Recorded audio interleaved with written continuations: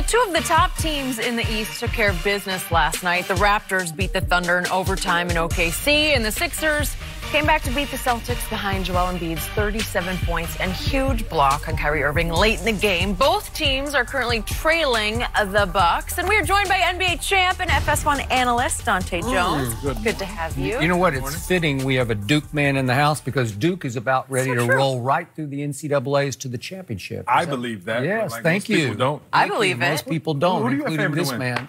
Not gonna happen. You don't want to get him started over here, Dahntay. Other team from Carolina. Really? That other team. Okay, we would need a whole different topic for this debate. Maybe later. Maybe later we'll get into it. But first, I want to ask you, who's the best team in the East in your mind? In my opinion, the Toronto Raptors are the best team, just by playoff experience. I'm big on experience when it comes down the stretch. Danny Green, Kawhi Leonard, Marc Gasol starting right now. Serge Ibaka taking a bench role, which is going to make them stronger, and have more depth. I think Jeremy Lin is a big addition. Van Fleet is their backup point guard. I think they have so much depth at the guard position that you're going to be able to withstand a lot of different matchups, a lot of different teams, no matter what, because the playoffs is going to be based on matchups coming down the stretch right now. And Kyle Lowry being hurt is the only part that scares me right now. But I think they are the best team pound for pound. Philly would be my 1B, but Toronto is my pick. Well, we disagree. I got the Sixers.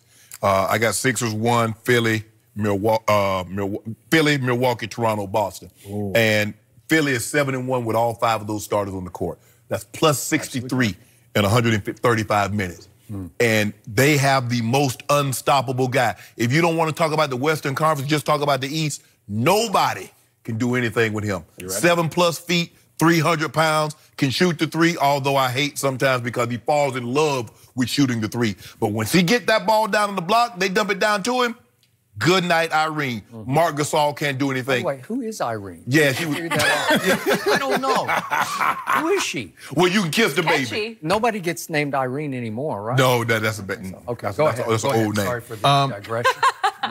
But now Toronto has a defensive player of the year in Marc Gasol who can at least slow it down a little bit. I'm not saying he just stop him. He's the best center in basketball. Joel Embiid is. Yeah. But they have a problem at the guard position. Their backup point guard. When things get tough. TJ McConnell. And the shooting is far, like TJ McConnell, and then their starting point guard, shooting is his biggest issue. Right. So that, in the playoff stretch coming down, when teams are adjusting and making you do things on a third and fourth option, the shooting is going to be the issue. The depth is going to be an issue with Philly. But they do have some unstoppable forces, and Tobias Harris has been an amazing addition. And Jimmy Butler. Clutch Jimmy Butler. Big shot taker and a big shot maker. I'll give you this about Toronto. This is the deepest team probably in the league. Absolutely. Because once you throw in, like Jeremy Lin comes in and just lights it up for them.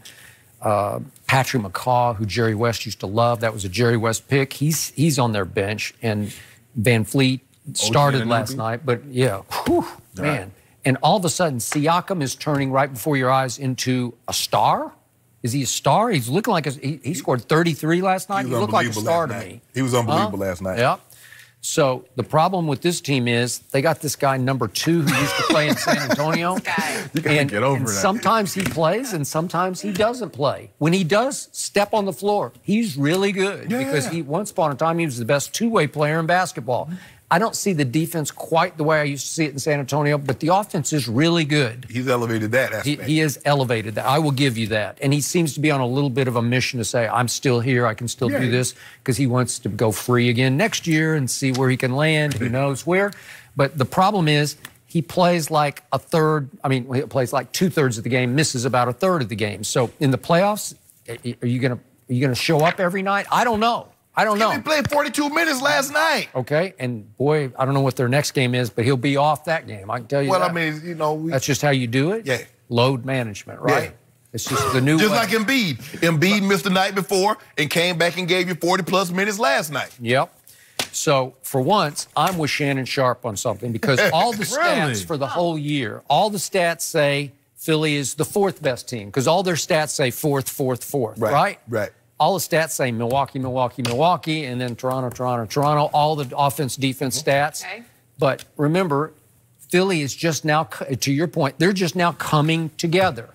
new additions. Tobias Harris just came at the trade deadline, and they're still trying to feel their way with Jimmy buckets. How does it work? What's the pecking order? And I think Joel Embiid and Jimmy finally made peace. Like Embiid said after the game, he is our closer. I think it took a while for Embiid to say, he's our that's a lot. You got to swallow some pride and say, that guy gets the ball the most down the stretch. Not me, that guy. I do what I do, and he did it, boy, 37 and 22. But that's the best starting five. Not saying the best bench. Mike Scott, I don't love him. He's still trying to find his way. I know. He gets streaky now. He'll light you up. But guess what happens come playoff time? Yeah. You don't use that bench that much. No. You shrink the bench. You go 3. You might start off the first two rounds. You go eight deep. Come championship. Ooh. Okay, I got you. So who has the biggest 8? Who has the best 8? Okay, do they miss? Still, Toronto has the best 8. Okay, does Philly miss Bellinelli and Ilyasova from last year? Because they're really good. They definitely miss Bellinelli. Yes. They wish they would have kept him. But we still got Bobo. What are they going to do with Bobo? We put Bobo in there. We got Serge.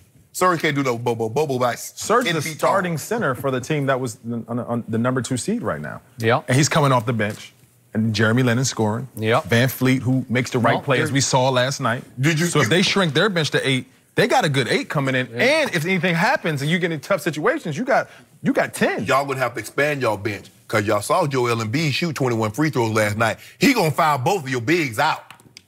What you gonna do with it? I think there's playoff adjustments for a situation like that. When they don't have as much shooting, when Tobias Harris is off the floor, they don't have that much shooting. I mean, he got some big buckets for them. That's the biggest addition that makes them in this conversation.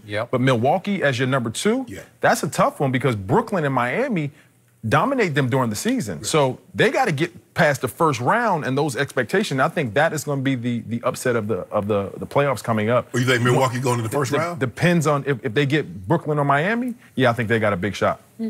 Brooklyn or Miami. Right, because the 50, 40, 90 guys might not play. Michael Brogdon, who is imperative to their success. Right. Okay. Well, what did I just tell you? And what you come didn't even play good last night and they still won. Ben Simmons had a whole harm night. You know he'll walk in triple dub. He like Braun. All the others are bigger Braun. Without a jump shot. Speaking of Braun, is it possible he got out of the East just in time? No. Yeah. No. Really? Nah. Yeah, he skipped. Why you keep doing that? I'm serious. No, Cleveland Cavaliers would have been still the best team in the East. Do you think so? I think so. I don't know. I think Because your man might have been having a long, hard run here. I heard every team in the Eastern Conference sent Braun a thank you. Huh. Yeah, I say thank you for leaving. Because they don't know one going nowhere with him there.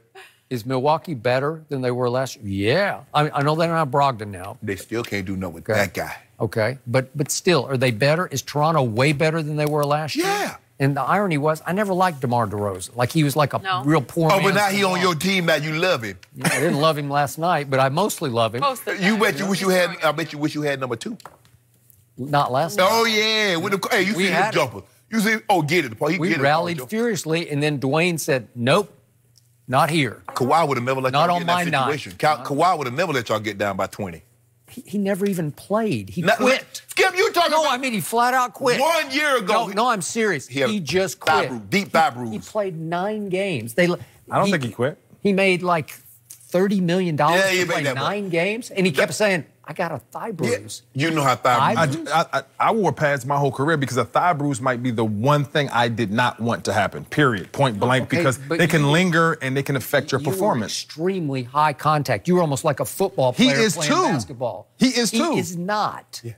He's pound for pound the best two-way player in basketball. Yeah. Pound for pound. Okay. All right. And when he decides when he's going to shut somebody down, there's really nothing you can do. He showed you that with KD before. Well, we saw him in that shut playoff himself series down like nobody could shut him down. You got to take care of yourself first. You got to take care of yourself first. Hey, you got to get that bag. Huh? Absolutely correct. He wanted out of little San Antonio. No. He wanted bag. He wanted out. No, y'all confronted him. Y'all put him in a chair, put the lights on him, and had Tony Parker. I tore mine off the bone. No, my injury was 1,000 times worse. 100, and it was 100 times. He didn't want to be Isaiah Thomas. Huh? He didn't want to be in a situation Isaiah Thomas is now. Bruised thigh. But we don't know. Well, like what is on the paper, we don't know exactly how he felt. Isaiah Thomas thought he had a bruised hip. He thought he had a bruised hip. Correct. And look where they got him. You know what happens to hips? Yeah. Ask Bo Jackson. I know what happens when to you start messing with your hip. Kawhi didn't want that to happen to his thigh. Career-ending happens. Tendinosis. Thigh bruise. How many thigh bruises did you have? Skip, that's different. Like every week? That's like every week. First of all, I caught a knee in the thigh. I played football with no pads on, but that's different. We play different. That's different. Got a thigh bruise. He had tendinosis, which is a more severe, higher end thigh bruise. You know what? The word tendinosis, it's like the equivalent of flopping in injuries. Like it's exaggerating the injury. It's like a flop. No, you don't believe in that injury at all. I do not. He had a thigh bruise. No. He's still got something going on because I can't play after. He obviously has something going on. Like he has something that they have to monitor and take care of. Yeah. Even the Toronto Raptors are doing the same thing. So it's carrying over. But when he plays, he dominates. When he decides he's going to have that night. He dominates. I give you that. You're right. Come on to the Lakers, Kawhi. We'll let you have off, you only got to play with like 65 games a year. Really? That's it. You're in charge of maybe the load LeBron could now? like switch off every other night. No. They could each play one night. Come on, AD, KD. Yeah. We'll get us a squad. We'll get us a star squad. We'll get Kyrie, AD, KD, and Kawhi. Really? Yep. It may take that to lift. Wow, that's a heck of a cap right there. Sorry, Shannon, you're going to have to wait a little longer. Yeah. We got $600 million for y'all. Divvy it up however you want to. LeBron entering his 17th year? And still giving folks that work. Really? That's not a problem. Not a problem? No, none whatsoever. Still giving that work, Skip. Really? No. Well, he gave 18 games of no work. Skip, the man was interested.